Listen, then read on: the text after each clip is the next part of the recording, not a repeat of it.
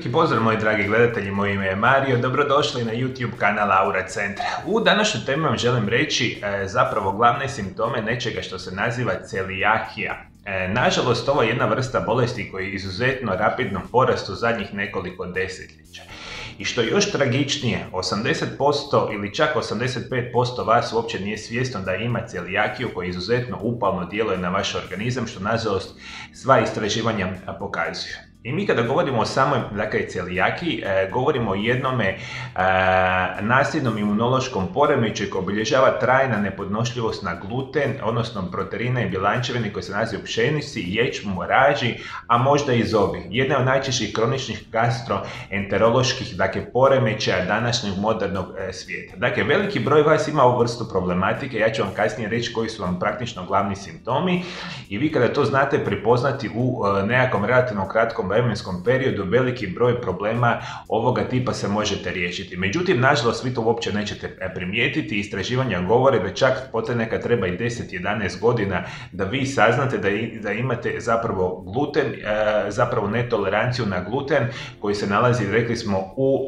pšenici, ječmu, raži i slično. I što je još gora situacija od svega toga, apsolutno se zna u svim istraživanjima, tek 3% osoba se pravilno liječi od ove vrste bolesti i oboljenja. Jer mi kada govorimo zapravo o glutenu, rekli smo onom proteinu, on se nalazi u izuzetno velikom broju namirnica. O tome ću vam pričati nekad u sljedećim tjednima, specijalno ukoliko vas interesira ovakve vrste tematike, pa ćete mi ovdje dole ispod video zapisa pisati da li želite da ovakve emisije pravim. Međutim, kada govorimo zapravo, mnogi stručnjaci na području alergija na hranu i netoleranciju na gluten vjeruju da bi apsolutno veliki broj osoba ima ovu vrstu problema, a da nisu sigurni.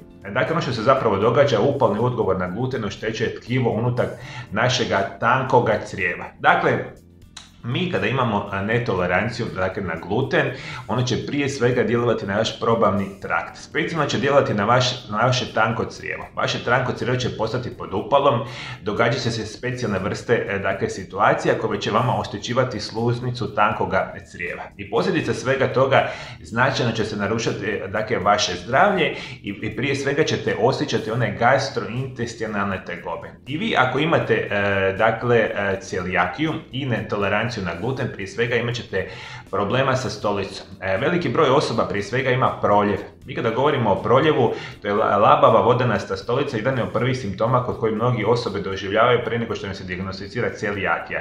Prema jednoj studiji, oko 43% osoba sa celijakijom ima apsolutno proljev. Dakle, proljev će vam biti prva. Druga stvar će biti, kad god pojedete ovakvu vrstu namirnica, vi u vašemu stomaku i probavnom sustavu osjećat ćete napuhanost. Napuhanost nadutog stomaka kontinuirano može itekako biti vezana sa netolerancijom na gluten. O tome vodite računa, to veliki broj vas ima. I osim nadutosti, vi ćete imati kontinuirano plinove. Dakle, mi kada govorimo zapravo o plinovima, višak plina česti je probavni problem koji doživljavaju osobe sa neliječenom celijakijom.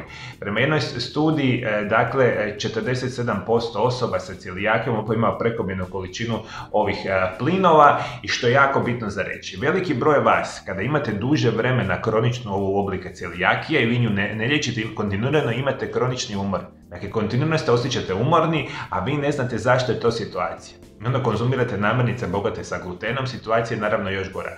Dakle, apsolutno kronični umor, niska razina energije možete itekako očekivati. Veliki broj osoba sa celijakijom će čak početi gubiti na tjelesnoj težini, odnosno smanjivanje tjelesne težine, a da apsolutno toga niste htjeli ili namjerno naravno radili. Dakle, to je nešto što moramo voditi računa. Apsolutno moramo razmišljati da će moguće da ćete imati anemiju uslijed nedostatka željeza i specijalno razvijanje problema sa psihičkog tipa. Dakle, ajde molim vas, vodite mi računa.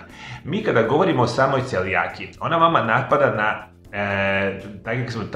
specijalno tanko crijevo i probavni sustav. Međutim, praktično najosjetljiviji organ za razvijanje zapravo celijakije biti će vaš mozak. Jer mi kada govorimo, naša crijeva su praktično direktno povezane sa našim mozgom i ono što se zapravo događa. Mi kada imamo samu celijakiju, ono što je jako ključno za reći, mi kada govorimo o netoleranciji na gluten i razvijanju celijakije, one vama, rekli smo, značajno negativno djeluju na vaš probavni sustav. Međutim, još dva sustava su pod nevjerojatnim napadom kada imate ovu autoimunu bolest. Dakle, prva stvar što nam je značajno bitna, biti će nam funkcioniranje našega mozga. Jer kada imate netoleranciju na gluten, dakle, događa se situacija da su vaše crijeva postanu puno više propusna. I ta barijera kada je zdrava, ona u krvotok samo tako ne ispušta one određene vrste toksina koje mi unosimo u naše tijelo. I rekli smo, gluten uđe u naš organizam, u probavni sustav, naše crijeva su pod puno većim problemom i u krvotok ulaze toksini koji vama direktno odlaze u vaš mozak,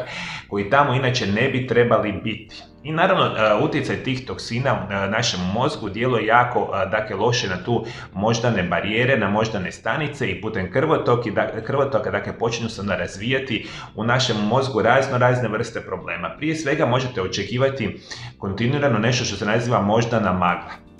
Kronična depresija, kronična anksioznost, problemi sa pamćenjem, problemi sa koncentracijom, sve može biti vezano sa problema sa celijakijom. Isto tako, veliki broj vas bit će pod problemom endokrinog sustava, to su one žlijezde koje izlučuju naše hormone, pa možete imati problema sa nadbubrežnom žlijezdom, možete imati problema sa štitnjom žlijezdom ili bilo kojom drugom žlijezdom našega endokrinog sustava. Zato je to jako ključno za reći. I vi kada imate zapravo celijakiju, možete i kako očekivati još određene vrste simptoma koji značajno pogoršavaju situaciju. Dakle, možete očekivati apsolutno svrbež ili osip, grčeve i bolove u trbuhu, kronične glavobolje, bolove u zglobovima, trnci, utrnutost u rukama, nogama, nepravilna mjesečnica, neplodnost, pobačaj, čireve u ustima, stanjivanje kože, problema sa kožom, rekli smo i problema sa kosom, ispaljanjem kose i slično toga.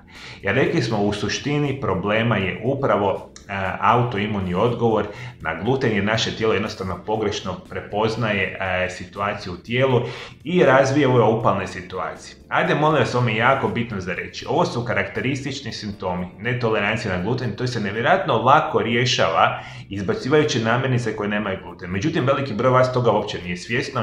Imate sve ove simptome koje mogu biti, simptomi nekakvih drugih bolesti, vi potpuno zanemarujete ovu činjenicu, a to je jedna opasna bolest koja je izuzetno velikom porastu, koja se naziva celijakija. Ajde, volim vas, ukoliko išta od ovoga primijetite i mislite da imate, naravno posjetite vašega liječnika, potražite pomoć kako se to liječi naravno na prirodan mogući način. A svi moji dragi gledatelji, preko društvenih mreža na mome Aura Centar YouTube kanalu imate nekoliko tisuća video zapisa koje sam namijenio svima vama iz perspektive poboljšavanja vašega zdravlja na potpuno prirodan način. Sve što vi trebate da dole ispod video zapisa potpuno besplatno da se pretplatite na moj kanal, kliknite na ikonu zvona i kao i uvijek svaki dan ćete biti obavješteni o ovakvoj i sličnoj zdravstvenoj temi koju samo za vas radi na mome Aura Centar YouTube kanalu.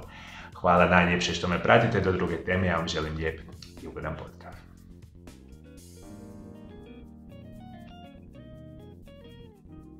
Moji gledatelji, ukoliko vi želite da vas ja osobno liječim od svih vaših bolesti i oboljenja metodama liječenja koje usavršavam zadnje 23 godine rada sa tisućama i tisućama pacijenata iz cijeloga svijeta, kontaktirajte moju ordinaciju koja se naziva Aura Centar iz Valpova u Hrvatskoj na ove brojeve telefona iz inozemstva ili kontaktirajte moju ordinaciju za sve ove moje pacijente iz same Hrvatske i dogovorite termine liječenja.